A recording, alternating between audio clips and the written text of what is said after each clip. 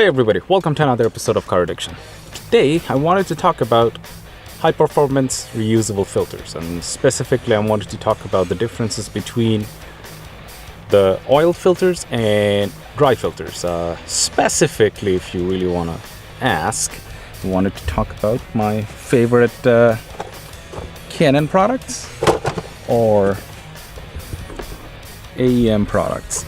Now, hey everybody, I will be giving away the Car Addiction window stickers to one lucky subscriber every month, so please hit the subscribe button right away.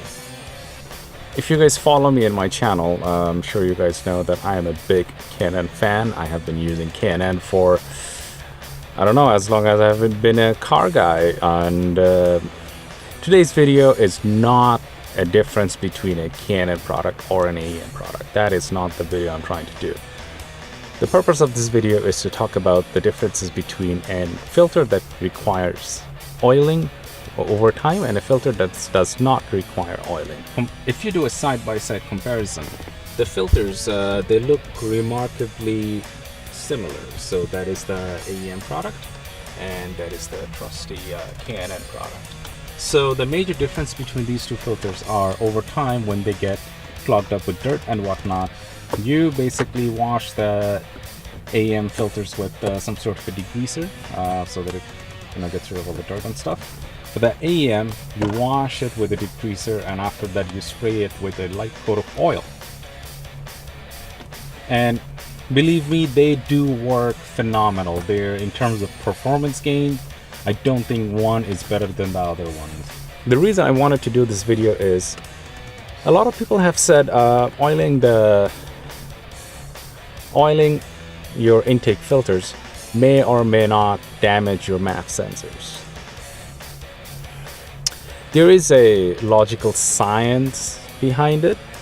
There is a possibility that some of the oil may leave from the filter and end up on your MAF sensor.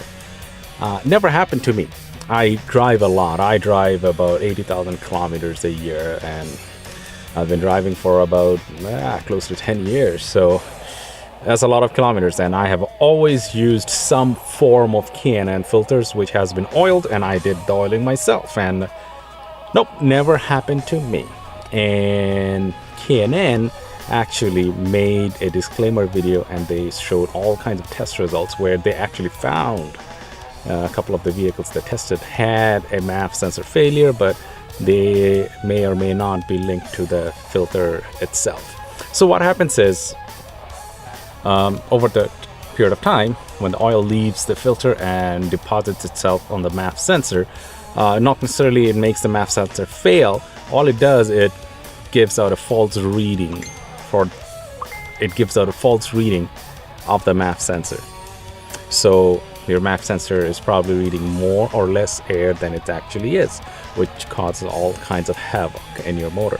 So AEM basically came with a oilless filter technology, so just to get around that, and I give them props for it. And I actually bought their filter partly because I don't have to oil it. Now, going back to the issue with K&N and with the oil, I think what happens is the way the oil is applied from the K&N production plant. They have a specific formula about applying X amount of oil, not too much. But when it goes to the consumer, and especially a 21-year-old kid with his souped-up Honda Civic, and they get that can of oil and they just go heavy on it. So they hose the air filter with oil. Of course, there's way too much oil in the air filter than the factory intended to, and then you go for a rip. There's a possibility of the oil soaking through the filter and making it to the MAF. It makes perfect sense.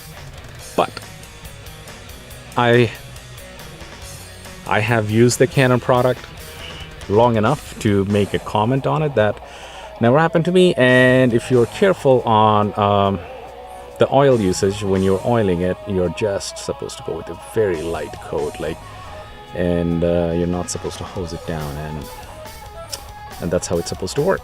Now, I will mostly probably be moving from the K&N to the AEM product, just because it saves me a step. Okay, it saved me the step of oiling. Having said that, not all of my vehicles has the option to put a pot filter, it's just the 300ZX does. Most of my vehicle, I actually use the factory airbox, because a lot of the newer generation vehicle comes with a factory cold air intake. And I just use a drop-in filter, and that's where I found the most amount of performance gain using the factory airbox system. So now if K&N makes a now if AEM makes a factory drop-in filter size for all the vehicles, I'll be switching to AEM like right away, but don't think so. K&N still owns that market, and for rightfully so. They do make a very high quality product. I'm not here to bash on K&N product at all. I love their product. I'm just saying, some people, when they oil it way too much, which may cause to premature MAP sensor failure. So when you're oiling your K&N, please refrain from oiling heavy. Just go with a little bit of light passes, and that should do it.